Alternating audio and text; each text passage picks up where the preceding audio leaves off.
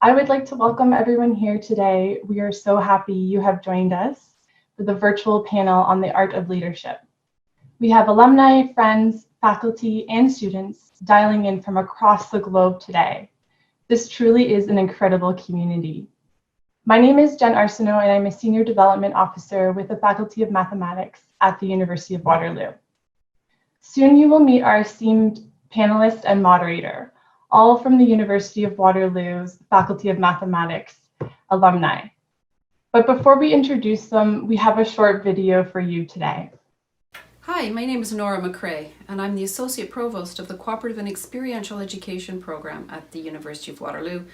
And welcome to the International Day of Women in Math. And what a wonderful way to be celebrating women and math with the University of Waterloo that has such a long and rich history and tradition of mathematical education, one of the only universities in the world with a faculty of math, and of course a long history and tradition of educating women in math. Cooperative education program at the University of Waterloo is the largest of its kind in the world, and of course Math Co-op is the largest math co-op in the world, and it's an absolute pleasure to be welcoming you to this day. There is a social media campaign with the day, and if you can follow or contribute to that by using hashtag I am good at math. Have a wonderful day. Thank you. I am so pleased to introduce our moderator for the day. Dora Vell is the CEO of Vell Executive Search, a boutique executive search firm located in Boston, focusing on recruiting technology executives and board members for public and private companies.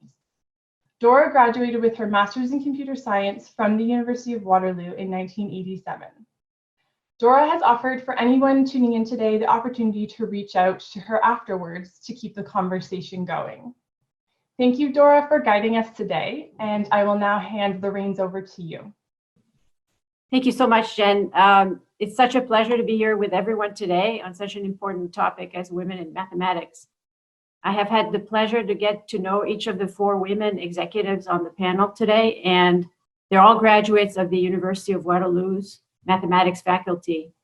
What struck me the most when speaking to these very talented, highly accomplished women is that there are many different ways to advance your career in life. They have all taken very unique and differentiated paths to get to where they are today. From how they utilize their mathematics degree from the University of Waterloo to how they evolve their career and how they manage their personal life, each achieving balance on their own terms. They're all trailblazers and are all varied in their passions. It is absolutely my pleasure to invite them to introduce themselves. And Susan? I'm based in Laguna Beach, California, and I graduated from the University of Waterloo in 1986 with math and co-op, and also did business administration at Laurier. I've spent the last 30 years plus in software, and I now, after selling my most recent startup, I'm now working with 5 companies on the West Coast that are all startups in software and technology in a board role as well as advisory roles. So great to be here. Thanks, Dora. Thank you, Susan. Carolyn, would you like to go next? Yes, my name is Carolyn Schuetz, and I'm also very happy to be joining you guys today. I graduated from Waterloo in 1986, same as Susan. I graduated in the Math and Accounting program with an option in Computer Science. Today, I am the Global COO for HSBC's Retail Banking and Wealth Management division. For those of you who know HSBC, you'll know that we are one of the largest banking and financial services organizations in the world. And today, I am speaking to you from London in the UK. Thank you so much, Thanks, Dora. Carolyn. Amelie, would you like to go next? Sure. Thank you, Dora. Hello, everyone. I'm also thrilled to be here today. I was very humbled when Jen and Candice reached out to me to participate in this panel. So my name is Amelie Belanger, and I graduated from the University of Waterloo with first my master's and then my PhD in computer science, which I finished in 2008. Since then, I've been working in the finance industry, specifically in financial engineering. And today I'm one of the directors in the Global Analytics and Financial Engineering Group at Scotiabank. And I'm currently based in Toronto. So much, Amelie. And Vanna, last but not least. Hey everyone, I'm Vanna Krantz. I graduated in 1990 in the math program with the accounting degree, similar to Carolyn. I stayed in finance and accounting for quite a number of years, and then now I am the CFO at Disney Streaming Services, and that's the business that runs Disney Plus and ESPN Plus. So I transitioned myself out of, let's call it, more traditional finance role into a new age company and being a technology CFO. And I'm thrilled to be here, and I hope to answer any questions you guys have. Thank you so much, Vanna. And since we have you here, a couple questions. What made you go into mathematics, and what benefit and role did it play in your life and your career? So I'm afraid not a very a sexy answer. Quite frankly, my mother suggested that I take the math program rather than the arts program, and I didn't know any better, and I just listened to her. And when I got there, I found it really, really challenging. And what I liked about being challenged so much is that it actually allowed me to see how discomfort and how I could get out of my comfort zone I could be in with a bunch of people that were, in my opinion, felt a lot smarter than me. And I just wanted to be part of that group.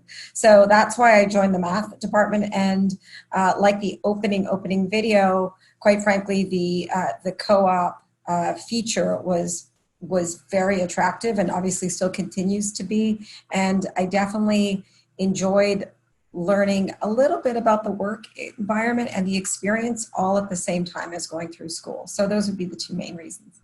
Thank you so much, Vanna. And Amelie, you had, would you like to answer the same question? Why did you go into math? What benefits did you get from it, both in your career and life? Sure. So on my side, math was always something that I felt comfortable doing. It was all very logical. And there were many subjects that I liked, but when it came time to choose a university degree, that's the one thing that I didn't want to give up. I wanted to continue doing some math. So I did my undergrad in math and computer science, even though I didn't quite know what I wanted to do as a career. I knew that I wanted to continue learning more about mathematics, and specifically more applied mathematics as opposed to the theoretical math, which is why I went to the University of Waterloo to do my master's in applied math. And that's where I learned that it could be applied to other areas such as finance, which is what I found interesting.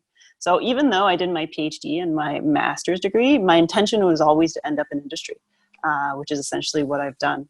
But one thing that I found has benefited me from my math education, apart from the career, is really just a different way of thinking. The logic, the rigor, the attention to detail. All that I think stems from my math background, and I've seen it in other people as well with similar backgrounds. And I think that has been really helpful, not only professionally, but in many other situations in my life. And I think when we were chatting earlier, you were saying also that you're continuing to advance your knowledge. Yes. In many different ways. Yeah. Yeah, exactly. Even once I joined, once I was in more of an industry setting, I learned that some of the assumptions that we'd made in doing my research, for example, through my PhD, didn't apply in industry. So that was also very interesting. So even though even through work, I'm still continuing to learn in terms of mathematics. Excellent. Thank you so much. Carolyn, you had a career pivot, and it's been very interesting to hear about your career path and your career story. And if you want to share your career pivot and your path and how you found the self-awareness and self-confidence to make that change and where it led you to, I'd love to hear about it. And go ahead. Sure. So I made a pivot from a corporate career in finance and accounting to becoming an entrepreneur in Silicon Valley. And I think there were really a couple of drivers that led me to do that pivot. First of all, I was not really enjoying the work that I was doing, and I wasn't enjoying the big corporate environment so much. But probably the biggest worry for me is that I was really feeling boxed in, typecast so early on in my working life. I was probably 27, 28, So I was looking for opportunities outside of finance, and people wanted to keep me there. So I felt that I needed to do something kind of big to send a strong message. And so for me, that was going to business school at Stanford. By doing that, I diversified my skill set tremendously, and I put myself into a completely new environment with a whole different set of opportunities. And in terms of what I learned through that process, I think one of the key learnings for me is that we're all responsible for our own careers. If we're not happy, it's on us to make a change. You need to take matters into your own hands. Another philosophy I've always kept in mind is that I've never wanted to regret not trying to do something. The second learning for me was just the important role that confidence plays. So the confidence to try something new and really believe that things will be okay. Confidence in your ability to figure things out, whether that's a new industry that you're going into or maybe a new area of expertise. You need to have that confidence to really embrace it head on.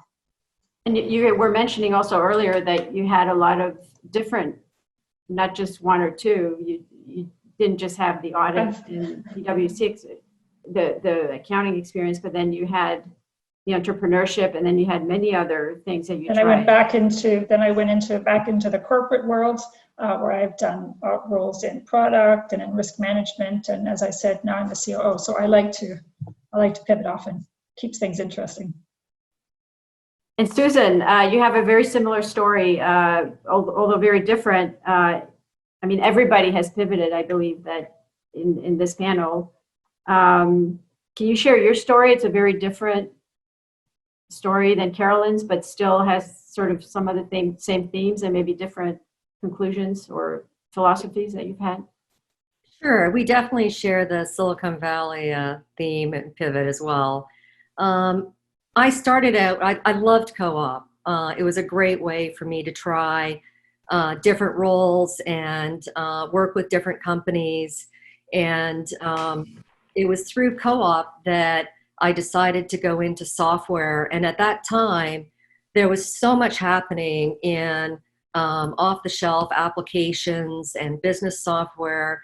It was actually extremely exciting. And so I joined a software company actually in the Waterloo area, Software AG, and I led consulting for that business. And I did consulting for about the first 10 years of my career because I loved running that type of business and being in the field and working with clients.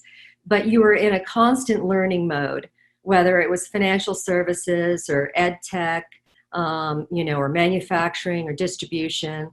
So that was exciting. I joined a global software company out of the Netherlands and led their consulting business. And at that time, the CEO asked me to move over to the sales side and run the sales organization for North America and Latin America. And at that point, I was like, oh, I'm sure you can find somebody that's done this before. I've never run sales.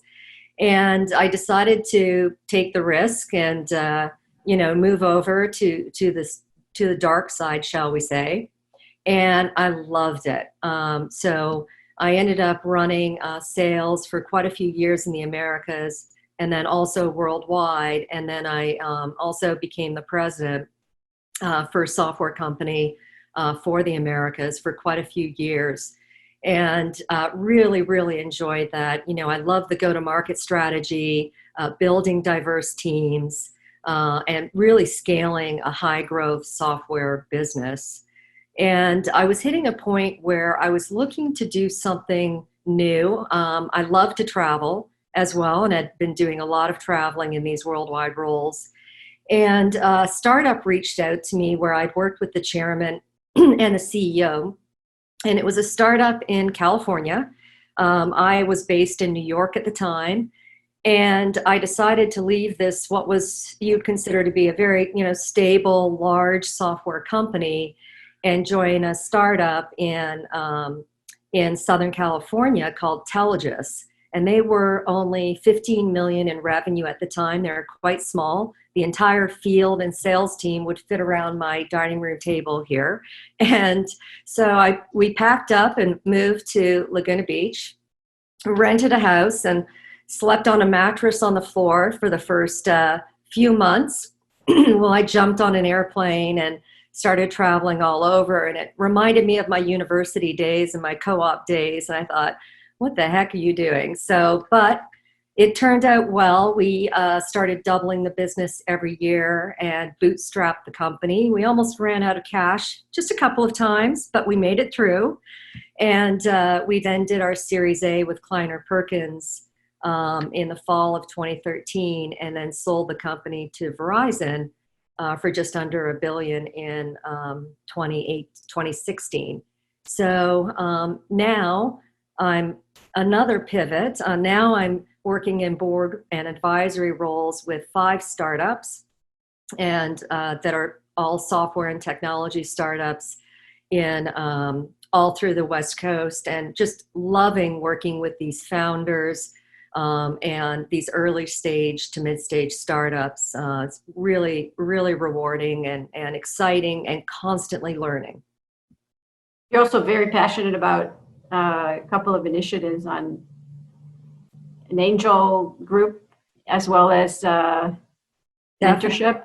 Yeah, no, and I'm doing work with an organization called Golden Seeds that I'll talk a little bit about when we talk about women in leadership. But there's a lot of fantastic organizations that are promoting women and are mentoring college-age women that I've had the privilege of volunteering with and working with, and that's been fantastic as well. And then I did do a stint at Harvard where I did my executive MBA, and then also there's an excellent Harvard Women on Boards program with an amazing network of women that are supporting each other as we pivot to serve on boards, and that's been a lot of fun as well.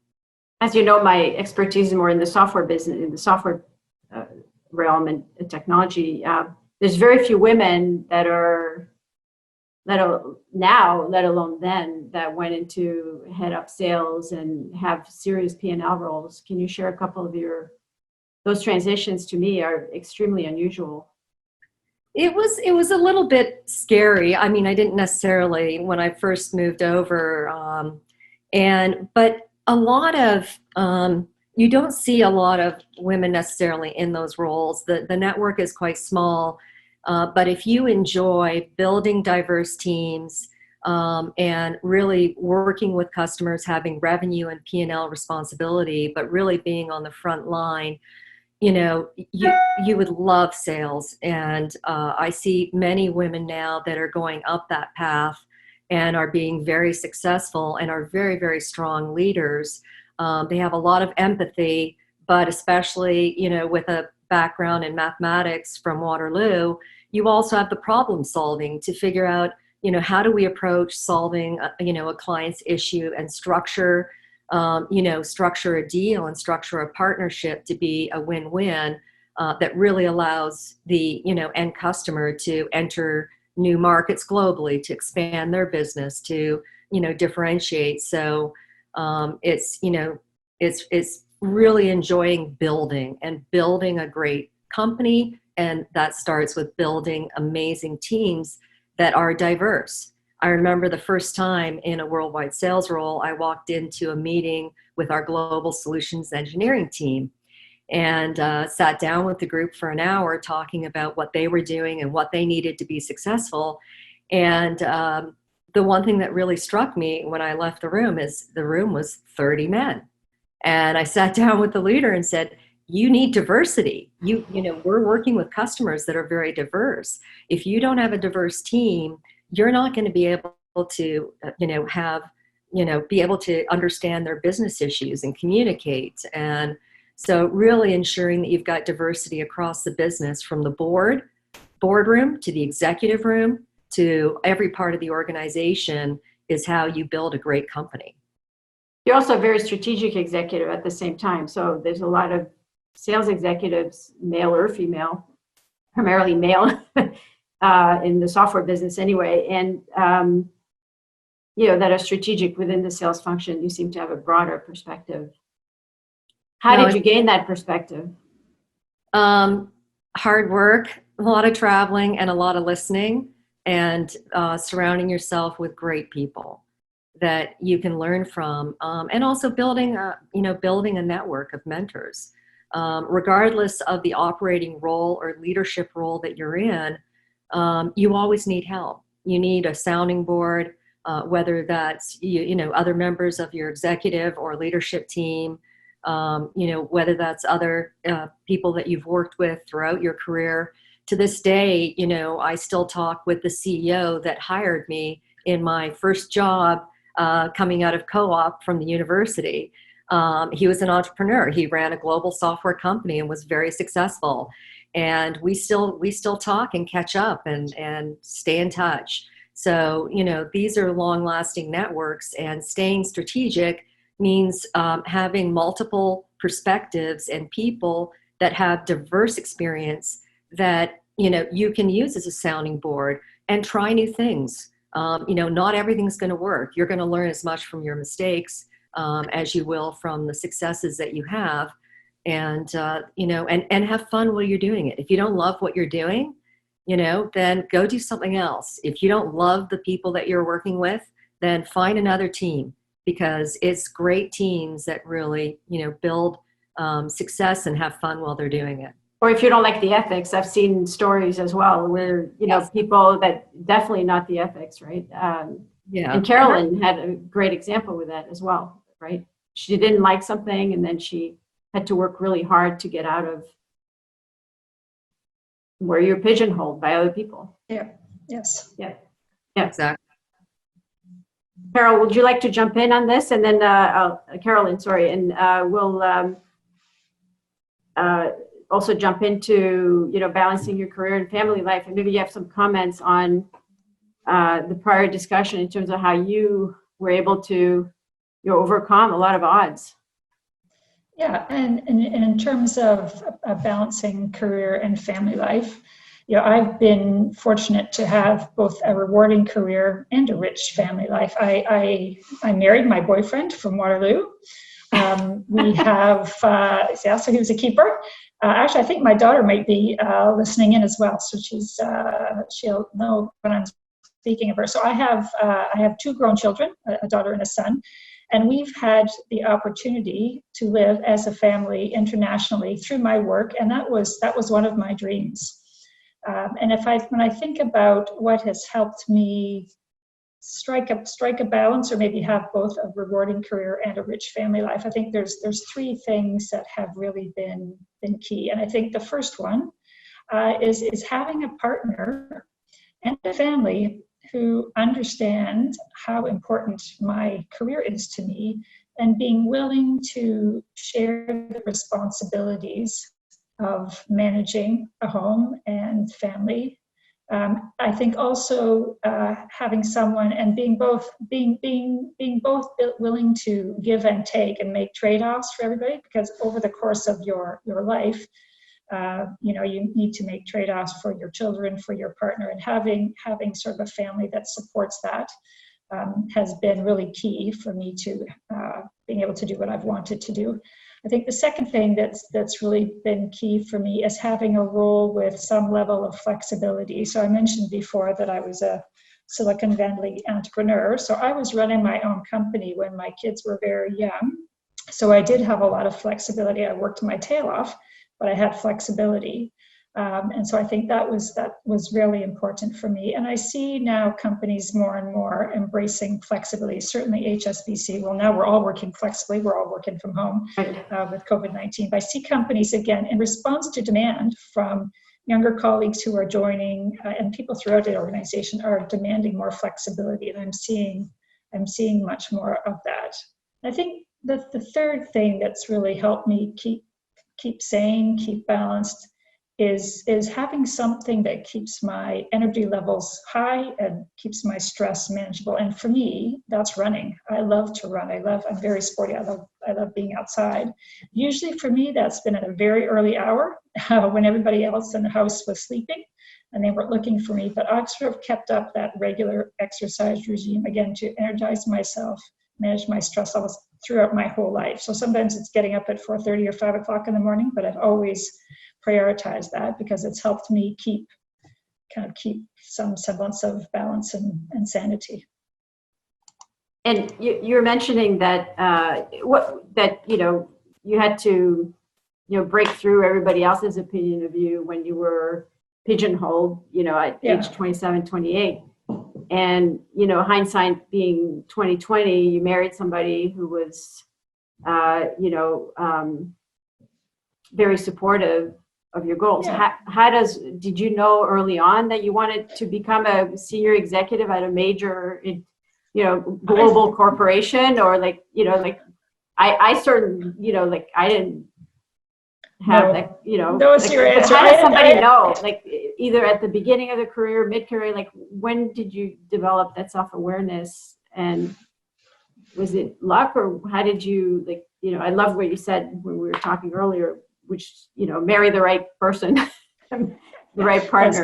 That's key. So how did you know, early on? So I didn't know what I necessarily specifically wanted to do. I knew I wanted to do something big. I was always very ambitious and always willing to work really, really hard. And I was not afraid to take risks. So I would quit jobs without a next job, and I would just look to see what I could find. As I said, when I finished Stanford, all my classmates were going to work for McKinsey or BCG or something like that. I decided, no, I'm not going to do that. I'm going to start my own thing and work with startups. So I've always been not afraid to take a risk. And I think it goes back to what I said at the beginning. I don't want to have a regret to say, well, I wished I had tried that and I didn't. So I've always, again, had this innate confidence that things will be okay. If you try it, that the one thing you try may not work, but something else will work. So I think, again, it's sort of having that confidence, not being afraid to take a risk. Has what's kind of kept me kind of pushing the envelope and putting myself out of my comfort zone to continue to learn new stuff. And so what led you to want to do all these different things, and how did your family follow you around? Negotiation, or vice versa. Negotiation. Well, give and take. As I said, I think it's important to give and take. So sometimes I would want to move. So this is my second time in the UK. The first time I came to the UK, I was with my 2 kids and my husband, right? So it was sort of convincing them to say, okay, I really want to come. Can we go as a family? And after some negotiation, everybody said yes. But then when it was time that, so some of my family wanted to return to Canada, I didn't really want to, but again, it's sort of that give and take thing. So we moved back to Toronto. So it's, again, I think it's getting the right partner and being flexible enough to give and take along the way. Vanna, you had a very interesting story and conclusions on also how you balance your family life and your career. And I thought it was an extremely interesting way, and contrast with Carolyn a little bit. Everybody has different solutions, which is what I love about this. Everybody has their own personality and different hacks that, especially you guys as trailblazers, and now things are a little different.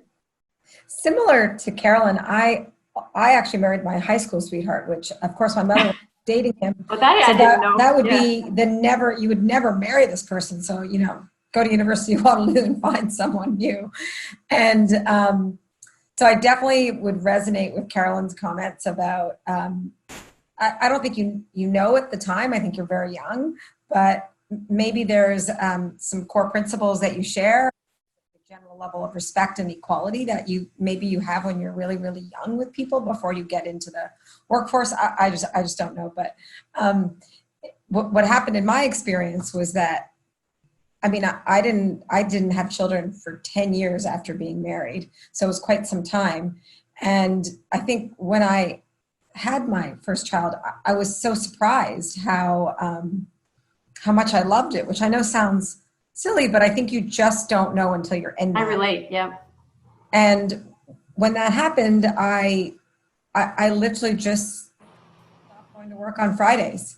And that was 20 years ago, when, never mind the fact you're in, let's call it a pretty competitive environment. Manhattan has a lot of A-type people that are, I think, attracted to it for working really hard and trying to succeed.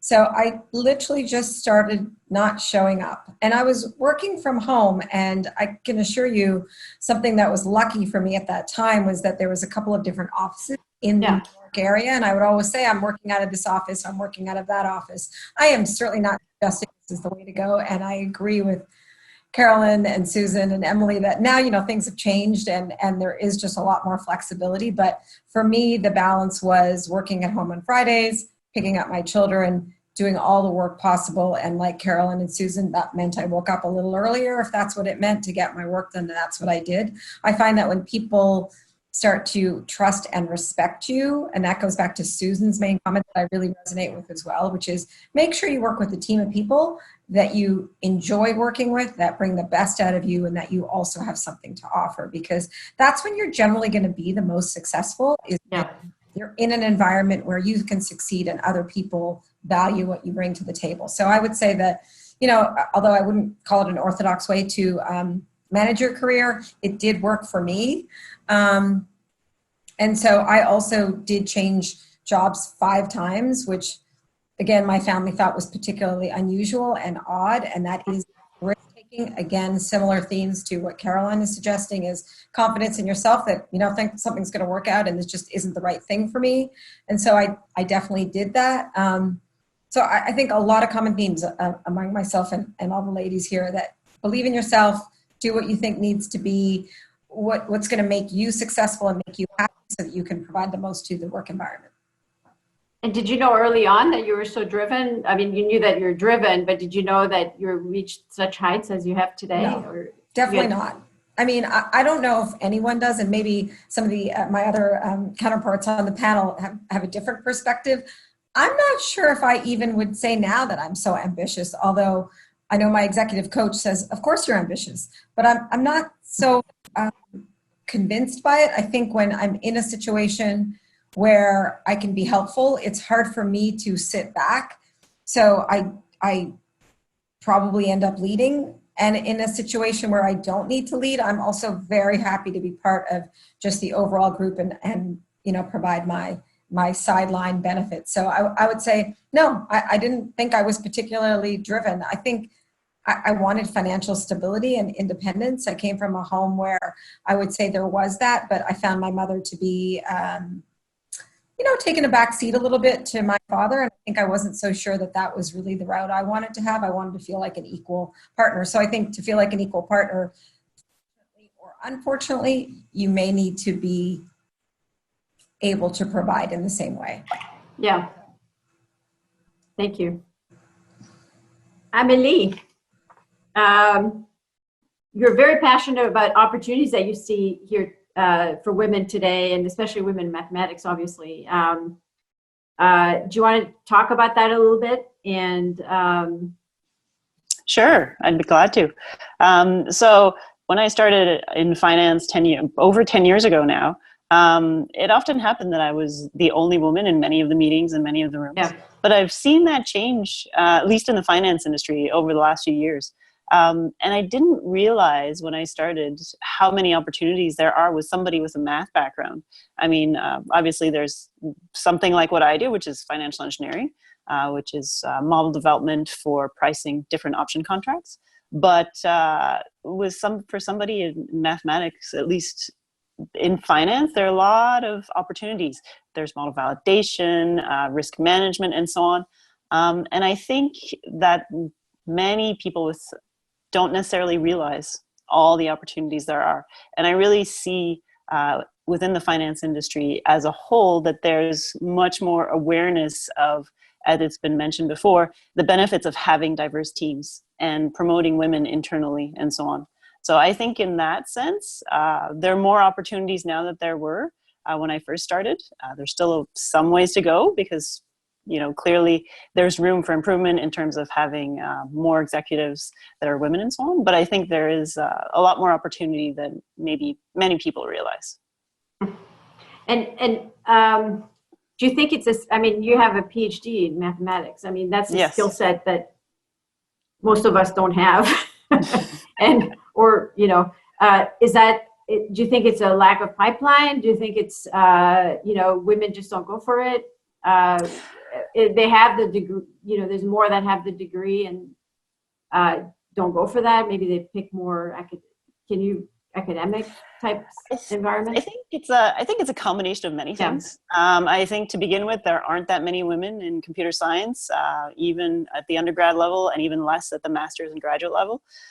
So that's already something. It takes time for women to go through the educational process to get to a level where they have the knowledge.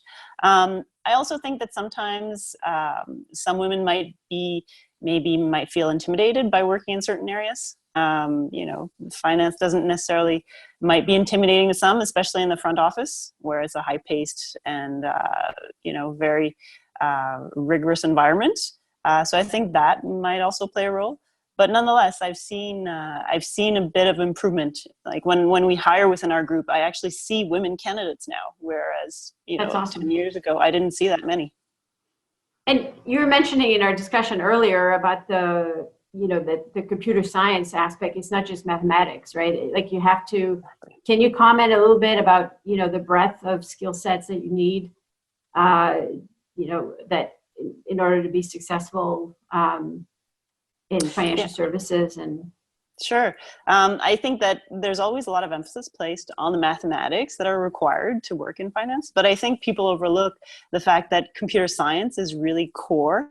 And even if you don't know in depth all the programming languages, I think having a basic understanding of, implementation and development and so on will be very, very beneficial, because even if you know the math, if you can't do the implementation, that's going to be a real problem. You're not going to be as useful as you could be. And so that, I think, is a skill, and it can apply to many, many different areas, even if it's just learning how to automate a spreadsheet to make it more efficient. And you're mentioning some languages in our, let's see here, there's a panel question on a question from that's going to come up later, but it's on computer science courses. Are there specific languages, specific things that people need to take or know? Is it just Python or like? Well, I mean, where I work, we use a lot of C++ and a lot of Python. I think that knowing one language really well is helpful, just because then you understand the structure. It's more the concepts that you need to understand than a particular language. I think once you understand, it's easier if you know the structure and the concepts. I think it's easier to pick up other languages. But yes, it's really something that I think is key. We always have challenges finding people with that profile. The combination of math and computer science, it's really challenging to find. Mathematics is, so go ahead. So I just wanted to add a little on this one. As the CFO at a streaming company, we literally more than half of our staff is in technology. And I would say that the math degree is so much more valuable. I have to agree with Amelie. I mean, it's so much more valuable now than I think it was when I started, maybe 50. I also didn't see as many. Now I would suggest that effectively mathematics is also very valuable in digital marketing. And I think where marketing might soften or round out, let's say a more technical computer science or math degree, you could actually use your math degree and your data analytics and your data science with so much value in digital marketing. And I would even argue at this point, Disney Plus and ESPN Plus, it's greater than 50% women, the senior level for that particular type role. So I couldn't agree more. There's just so much more now than there ever was. Thank you, Vanna. I wanted to get to Susan for a minute on to give her a chance on the entrepreneurship, and which is her passion, and opportunities today for women. Sure. So I'm really working with an amazing organization here that's actually started in New York and called Golden Seeds, and I'm a managing director there. It's actually a network of over 300 women where we coach and support and angel invest in startups that are majority owned by women.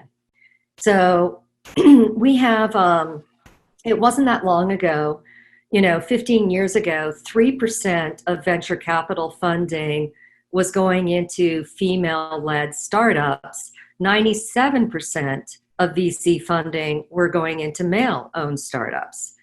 And so huge divide there. Yet the women-led startups were more capitally efficient.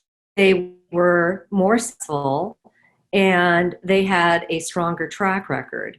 So Golden Seeds was started 15 years ago specifically to get more venture funding into women-led startups. So they have invested in hundreds of startups over the years, and it's done through a network of women, some men as well have joined the network too, where we will coach and angel invest in these female-led startups. And today, while we're not to parity in terms of VC funding for women, we're now at 20% of female startups are receiving 20% of the capital of VC funding, which is a big step forward, but still not where we need to be. So this is sorry to interject, but related to that, I've seen studies where a man and a woman present the same business plan, and women get 50% of the financing. How are the valuations and the amount of funding? And also hear that women now are much more challenged with COVID-19 and their businesses, and being more questioned by venture capitalists than men are. And these are studies; these are not personal opinion. Well, things are starting to shift. Before, you saw a lot of startups that were oriented to fashion or, children or, food. So, but that's changing today. A lot of the startups that we're funding and working with are, software companies, biotech companies, global companies. So things are starting to shift. And what's really key is these women are founders. They need to receive funds from Golden Seeds. They need to be majority owned by women. And these women can be in CTO roles, CFO roles, COO, CEO roles, but they're founders and majority owners in the business. And then they're building, great teams and great companies, and have gone on to do some amazing things. I still think there is obviously some unconscious bias that is out there in terms of, a woman-led startup, but that is starting to shift. We all play a role in supporting women and supporting these startups and supporting each other. And, there are a lot of very, very good organizations that have woken up, whether it's Life Science Angels, Tech Coast Angels, Golden Seeds, and other VCs that have really woken up to the opportunity and the potential to invest in early stage companies with a pipeline of really high quality startups that are being led by women. Today in the US, there's over 12 million startups that are women-led. Now, that number's up significantly, but I'm definitely seeing a shift to more biotech. In fact, a company that I just led due diligence on a deal that we closed on, a company called Strategic Com Pharma. And it's a female CEO who started the business.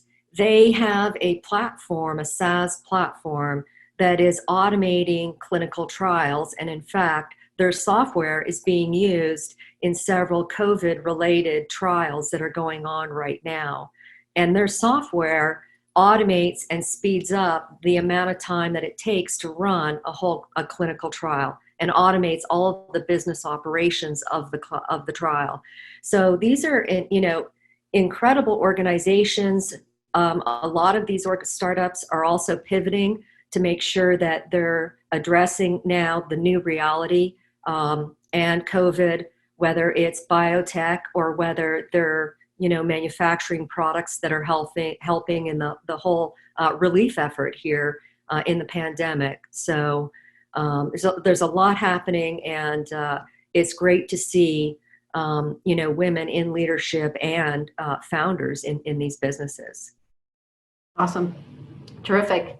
I wanted to pivot. There's a question from the audience, from the group here, to Carolyn, and thank you, Susan, we talked about computer science courses and what have you. What about MBA programs? How much do you figure that, it helps somebody understand, pass their mathematics degree? And I know, Susan, you also got an MBA at the AMP program from Harvard. Maybe Carolyn can comment on it, having gone to another fantastic university. Yeah, no, I think, as I said in previously, so I think for me, doing my MBA helped me do my pivot and get out of my sort of silo that I was in, my sort of finance and accounting silo. So I found it tremendously valuable because it definitely broadened my skill set. It gave me a view of, a much broader set of opportunities. And again, I think because of where I did it, so I did it in the US, which was different than obviously I did my undergrad, it gave me access to a whole different kind of network of people with a whole different set of aspirations. So, so I graduated. You guys all basically know how old I am because I told you when I graduated from Waterloo. So I did my MBA in 1993 I'm worse than you, is when I finished.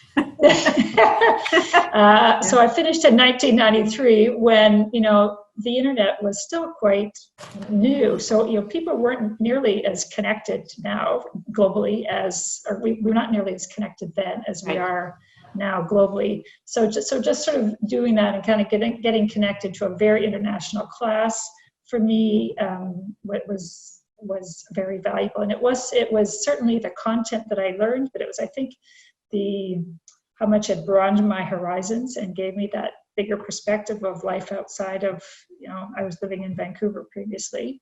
It just kind of gave me that broader perspective of not everyone can go out there. Sorry, not everyone can go to Stanford or Harvard or, to what extent does a regular, like say you go to a Canadian university and MBA, to what extent does that knowledge versus an Ivy League school?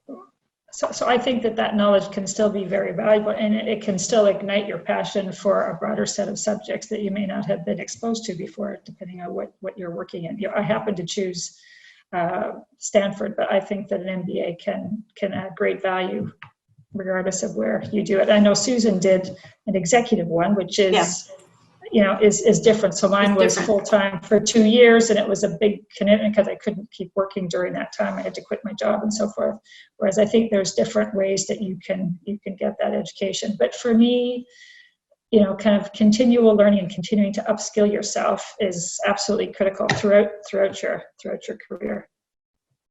I did my MBA. I did my master's in computer science at Waterloo, but then I did my MBA at night because I didn't want to take another 2 years to do another. To me, it broadened at the University of Toronto, but it broadened my experience. I did it part-time at night, but certainly it's not the same type of, but I had no clue as to how organizations were structured. I mean, I just had no clue. So it was very helpful for me to open up my environment. Thank you so much, Carolyn. Another question here. Have you overcome any challenges that have helped you become a leader? I don't know who wants to respond to that, Carolyn or Vanna. So I might take that one because I think my other colleagues have actually got an MBA from I would say, very. Yeah, please. And so I think from my perspective, I am in this role and in 2 other roles, one of the only people without an MBA. And I do think that we're talking about this. I do think that having an MBA and having that being broadened out for if you are very ambitious and if you want to be in the C-suite of a lot of, let's call it tier 1 companies or tier 2 companies, I would say that it's probably very, very helpful. I would say that I've overcome it, but I haven't been as broad as some of my other counterpart. So I think it's a valuable trait, and I would say that I've had to overcome not having that. And what about any other personal challenges? The question is, have you overcome any personal challenges that have helped you become a leader? I don't know if anybody wants to take that. I think that we all have our own personal challenges. Mine Sure. might simply readjusting as a mother and an executive as to how to balance your own life. I think everyone has that challenge. I would say specifically at the workplace, from a technical perspective, at times I've felt like I'm out of my depth.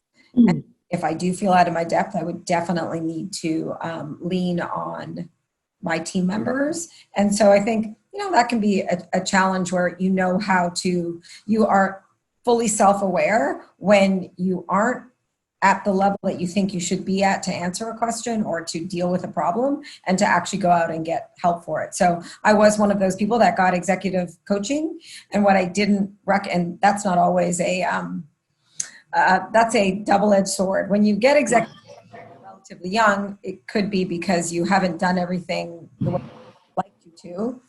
And I would say the nice part of the other side of the coin is they're willing to invest in you because they see something that is worth investing in. So I would suggest that when I was challenged by not recognizing, let's call it, my influence and power over a number of people, given I just didn't think I had that influence and power, and that's probably also a trait of women. I think that was a challenge for me to, let's call it, revitalize my image and how I interacted with my peers and people above me. Talked about a class or a program.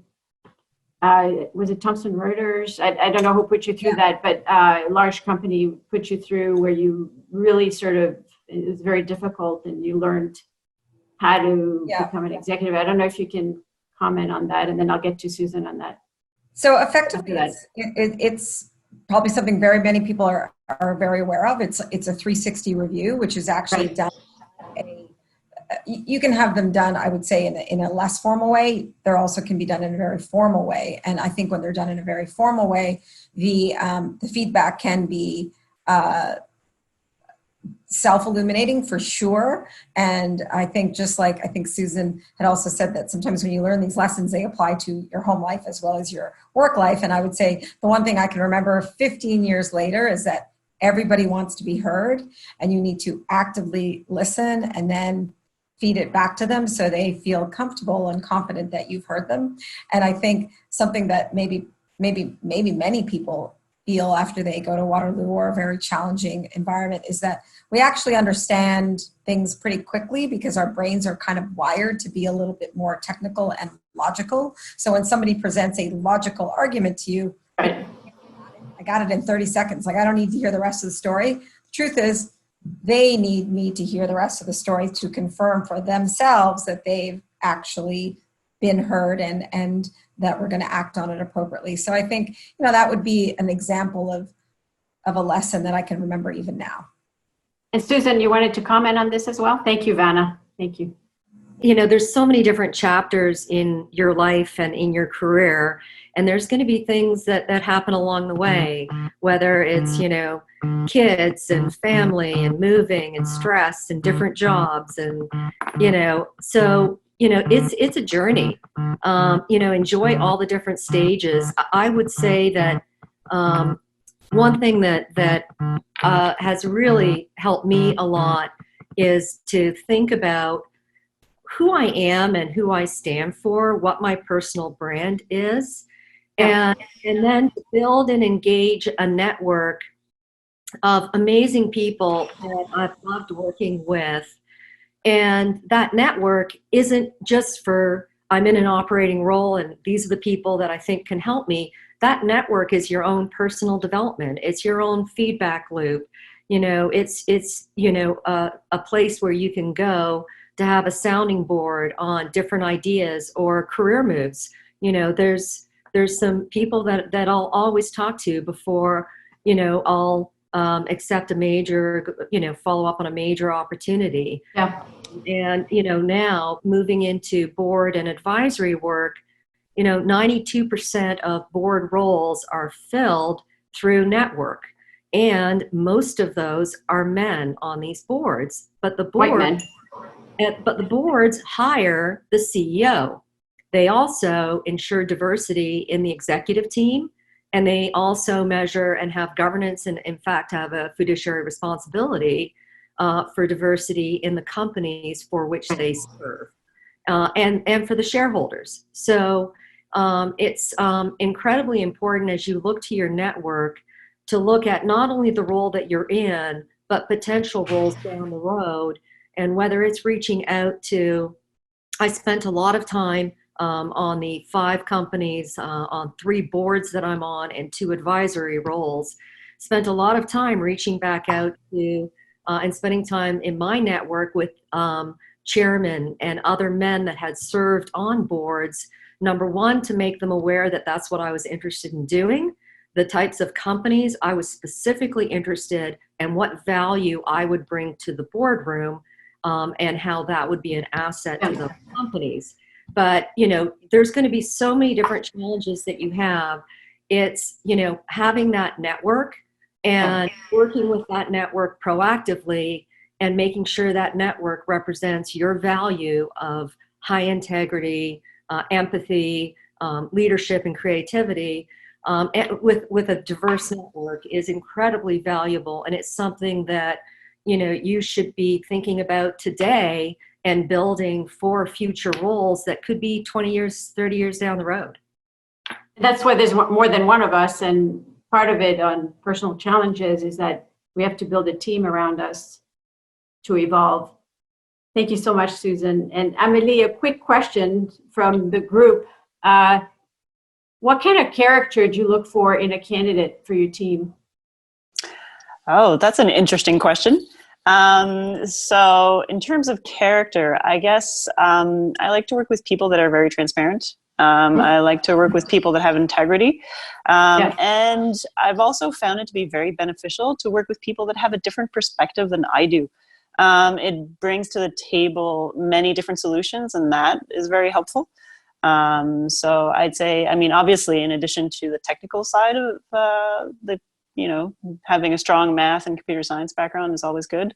But for somebody within my team, that's what I look for. And I've hired, my team is very diverse. Yes.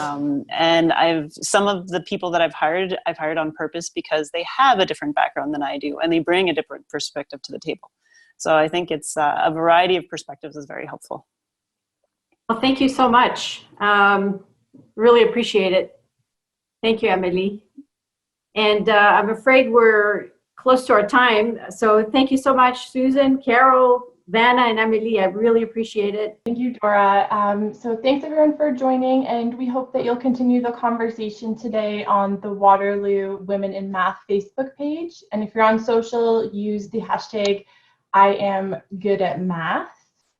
And thank you for helping us to celebrate the International Women in Mathematics Day. It's a great day to bring everyone together to celebrate the diversity that we have within women. So join us for our next session coming up, which is entrepreneurship and intrapreneurship and the driving force of innovation.